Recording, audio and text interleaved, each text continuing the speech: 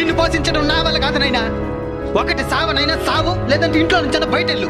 ఒంట్లో ఓపిక లేదు, సూపు సరిగ్గా కనపడడం లేదు. బయటికి తెరవేసే ఎట్ట బతికేతనైనా. బతకపోతే సావు. ఇంట్లో నుంచి తల్లిదండ్రులు తెరవేసి ప్రశాంతంగా బతికే వాళ్ళని ఎంతో మందిని చూసినాను నేను. కొన్ని రోజుల తర్వాత, నైనా నీకోసం ఫ్రూట్స్ తెచ్చినాను నైనా.